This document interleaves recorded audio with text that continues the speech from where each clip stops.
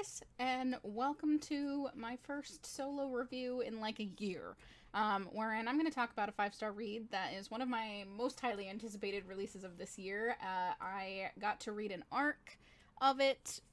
It comes out on Friday. If you didn't know, today, the day this video is up, is Wednesday, and it is also my birthday, so if you want to make me very happy as part of my birthday present, you can maybe go check out this book. Don't buy it if you're not gonna like it, but like it, I loved it, and if it sounds like it's something that you would really enjoy, buy it and say it was my birthday gift. I would love that. I'm sorry if this review is more choppy and edited than normal. I haven't done a review on my own in a very long time. I am judging myself harshly, so be easy on me.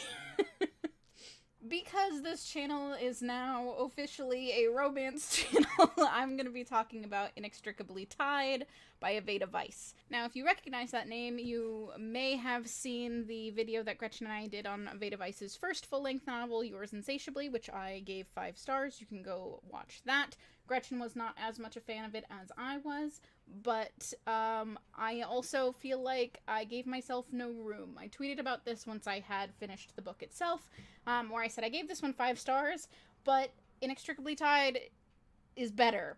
Just all around, it's better. 100% better, so I went from 5 stars to 5 stars. If you were going to ask me which one I liked better, Inextricably Tied I did like better. I loved this one too, for different reasons, but I'm going to get into that. The reason that I was able to get a copy of this book early is because I support Aveda Weiss on Patreon. I am one of their patrons, I guess. One of the pros of supporting an indie author on Patreon, depending on what they do and depending on what level that you support them at, is that you can get ARC copies of their new releases. I also support Aveda at the level where I will be getting a physical copy in the mail once they have them ready and can ship them out, so I will have a copy, but I don't have it in time for this review because I wanted to get the review up before the book came out to maybe get some more positive buzz, even though I know we are not the biggest channel. But hey, let's talk about it.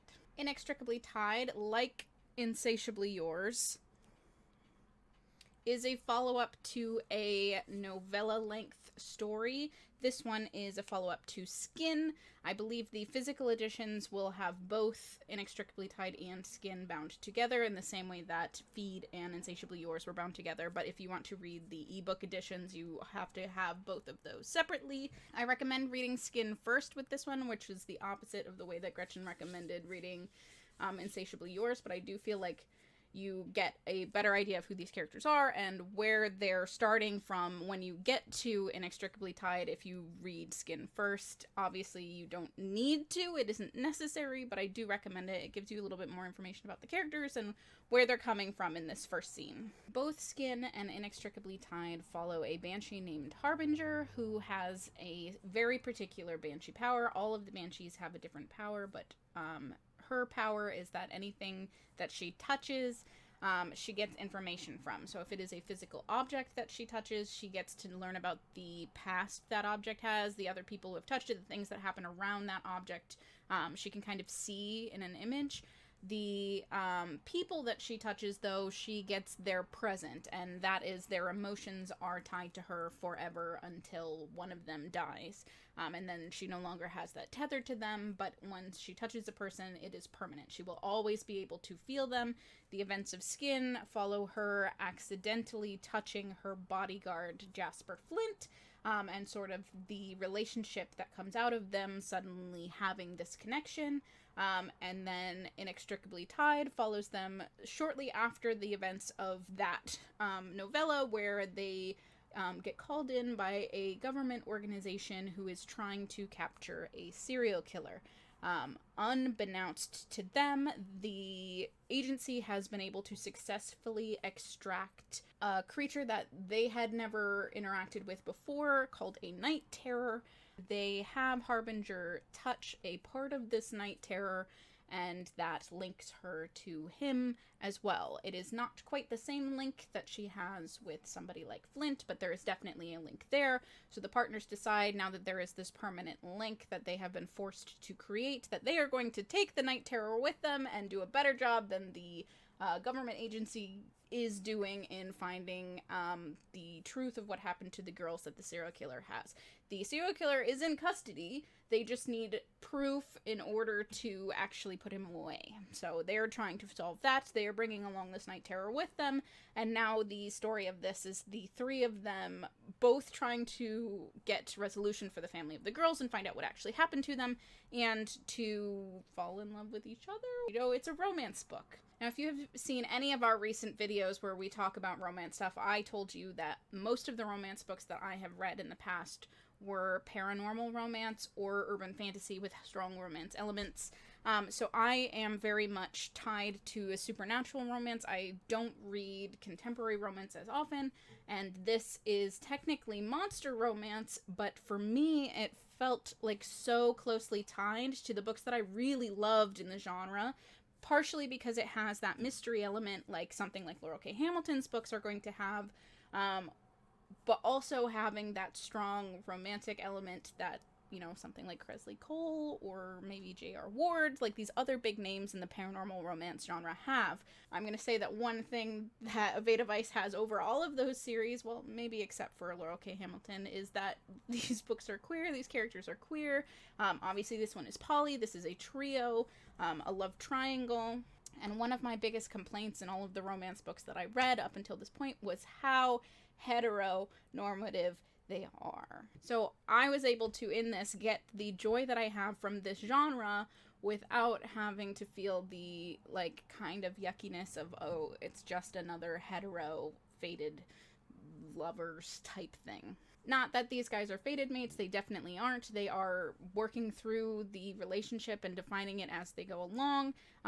It talks a lot about personal trauma and how that can hold you back in your relationships. The book itself also talks a lot about boundaries and how sometimes we tend to try to protect the people that we care about by setting boundaries that they don't necessarily need to have set for them. Like, we try and protect them from the worst parts of ourselves. In our Wicked Beauty review that we did last month, Gretchen and I talked about how we prefer or enjoy books that have some sort of plot outside of just the romance plot, and this definitely has that. Obviously, we have our hunting our serial killer plot.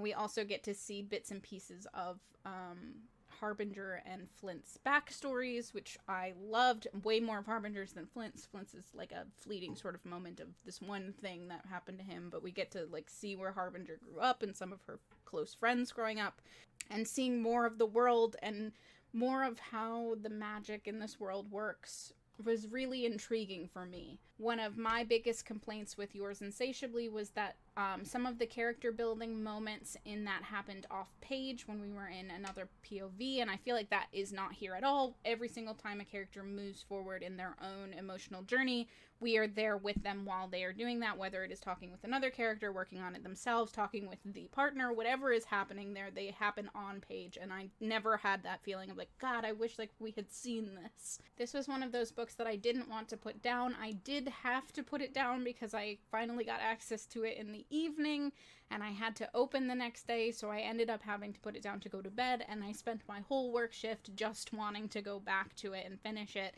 And I finished it within 24 hours of receiving it, so it's not like I waited a whole long time. I consumed it so quickly, and my reaction at the end was that I just wanted to go back to the beginning and start it over again. If you are wondering about the kinkiness element in this, there is less kink, I would say, than Yours Insatiably. There's a little bit of some daddy kink thrown in there, and there's some weirdness because one of the characters is not as tangible in the physical realm as you would believe. He's a night terror, and the way that I imagine him is he's kind of made of like a somewhat tangible smoke, mostly, so his body can move and be where it needs to be. It can have a physical sensation and it can't, but like that might be a little bit harder for some folks to get into, but there aren't really that many extra appendages or anybody who's like so far out of the realm of humanity that it is like hard questionable monster stuff. I feel like anybody who reads paranormal romance will feel like fairly comfortable with the amount of different body parts that you're getting here. There is some size difference stuff because Flint is a gargoyle and he's much larger than the other two characters, but nothing so far out of the extreme. It isn't some huge BDSM stuff. There's a little bit of kink, a little bit of play, but it's not so far out of the realm that anybody would feel uncomfortable, I don't think. For folks who read Skin and are worrying about the addition of the Night Terror Agony, Agony was my absolute favorite character. I love him so much. He is a little brat, and I love it. I love him so much. He adds something and helps break down the walls to the relationship that Harbinger and Flint had previous to this point.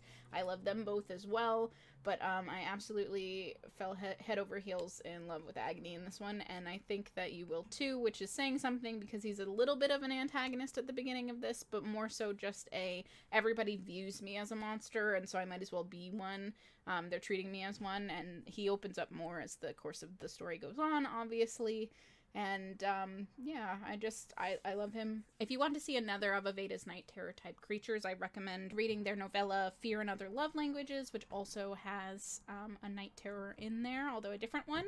And that one is definitely more of a horror romance or horror erotica story, so I guess be aware of that before you go into it.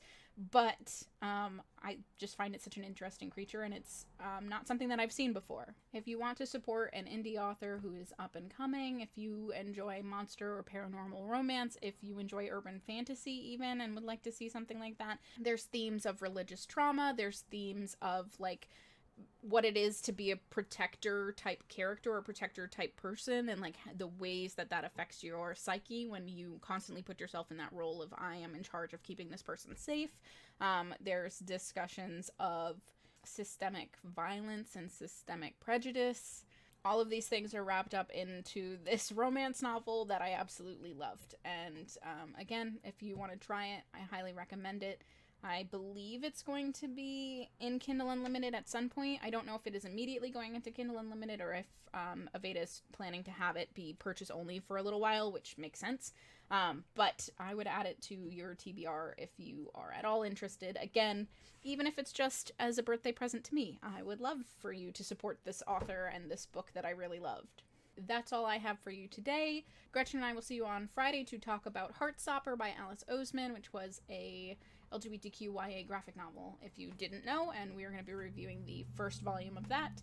And then we will see you again soon. I may be back with a solo video at some point, although I am far less regular than Gretchen is. Go follow Gretchen for way more romance reviews that are way more normal and not monster romance. If you want weird romance, then you can come to me, because I read, I guess, the weird stuff. I don't know, but I love it, and that's all that matters.